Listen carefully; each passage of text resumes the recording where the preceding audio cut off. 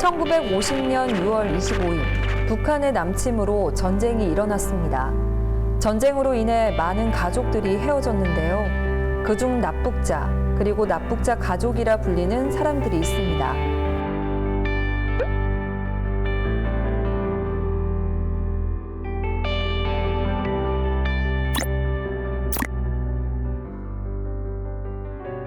저는 6.25 전시 납북된 이길용 기자의 아들 이태영입니다. 아버님이 기자 생활을 완성을 못하셨기 때문에 그 뒤를 제가 이어야겠다는 사명감에서 특히 체육기자로서 활동을 하게 됐습니다.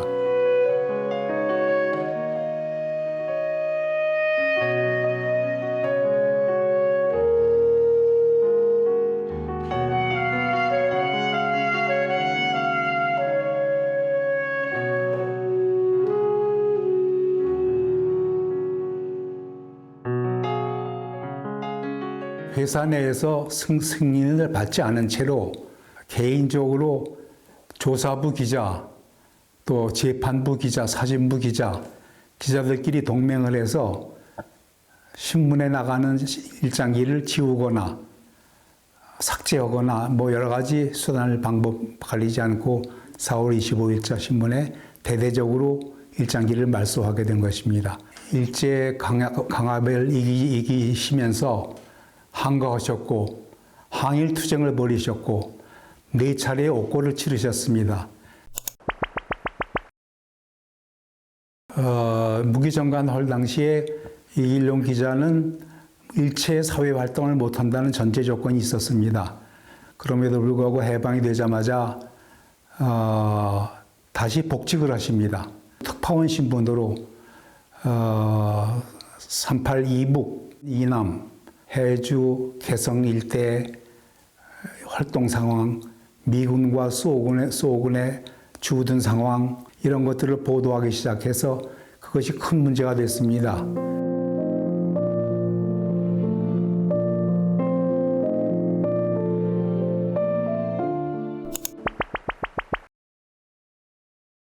두말할 것 없이 6월이면은 6.25를 떠올리게 되고 6.25의 비참한 현실, 비극, 현장, 사건들 이런 것들을 머리에 떠올리게 됩니다. 9살 때 소학교 5학년 때였습니다. 성북동 뒷산으로 해서 집으로 국군들이 밀려왔습니다. 패잔병이죠, 말하자면. 국군들이 밀려와서 옷을 바꿔 입게 해달라고.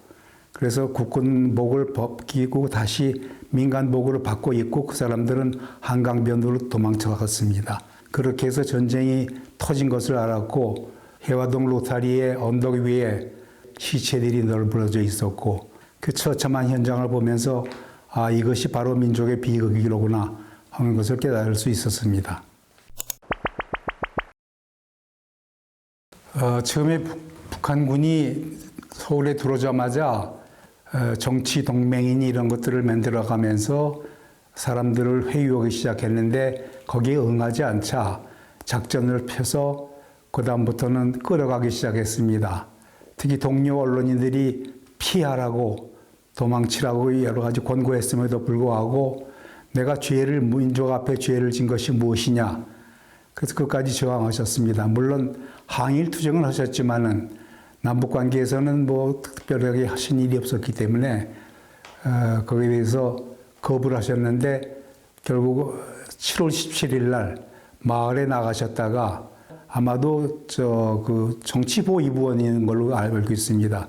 그들에 의해서 끌려가셨고 그때 끌려간 언론인들의 말의 전환에 의하면은 개성까지 끌고 갔다는 말도 있고 평양까지 갔다는 말도 있고 그런 사람들도 있습니다. 아마도 짐작컨대는 평양 근처에서 개성 근처에서 고문 끝에 아마 살해로 간 것이 아닌가 그런 생각이 듭니다.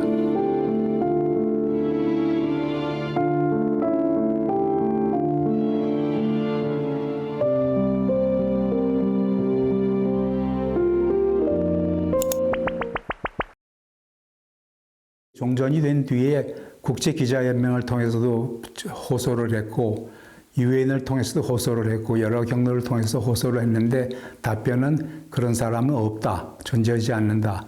그런 냉담한 대답뿐이었습니다.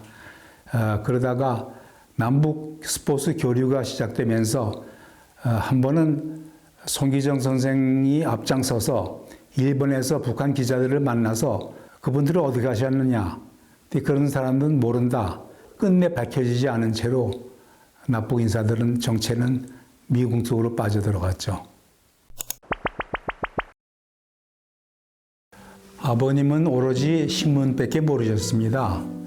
그리고 출장 다니면서 곳곳에 뉴스를 전하시고 가정일은 집안에 맡겨놓으셨고 저도 뵙기가 어려웠습니다.